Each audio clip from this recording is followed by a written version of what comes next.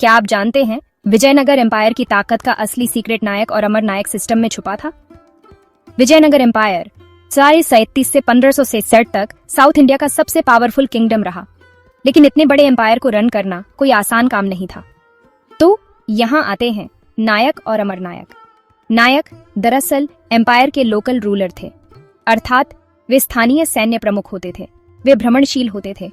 वे हमेशा राज्य के प्रशासन में शामिल नहीं होते थे। वे नए स्थान और नई उपजाऊ भूमि की तलाश में रहते थे। वे विद्रोही भी होते थे, जिन्हें कमजोर राजा के लिए दबाना बड़ा मुश्किल होता था। इन्हें बड़ी सैन्य ताकत से ही नियंत्रण में किया जा सकता था। कई बार इन्हें किंग से लैंड और राइट्स मिलते थे। बदले में ये नायक टैक्स कलेक्ट करते, आर्मी रखते और एम्पायर की हिफाजत करते थे। अब क्वेश्चन आता है, अमर नायक कौन थे? अमर नायक असल में एक सर्वोच्च सैन्य कमांडर या सेनापति होता था। वह विजयनगर साम्राज्य के प्रशासन का एक अभिन्न अंग था। इन्हें ज्यादा रिस्पॉन्सिबिलिटीज मिलती थीं, जैसे कि बॉर्डर एरियाज की प्रोटेक्शन, बड़े बड़े वॉर्स में पार्टिसिपेट करना। जब कभी एम्पायर पर डेंजर आता, अमर नायक अपनी खुद की आर्मी लेकर मैदान में उतर जाते।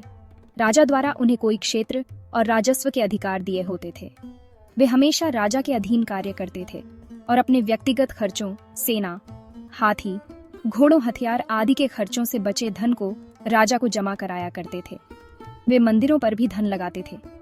इसी सिस्टम ने विजयनगर को इतना स्ट्रांग बनाया। नायक और अमर नायक किंग के लिए बैकबोन बन गए थे। इनके पास अपनी लैंड, अपनी आर्मी और अपना पैलेस होता था।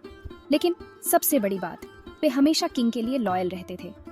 ऐसे में विजयनगर एम्पायर कोई एक आदमी की ताकत नहीं, बल्कि इन थाउजेंड्स नायकों और अमर नायकों की हार्डवर्क और लॉयल्टी से फला फूला।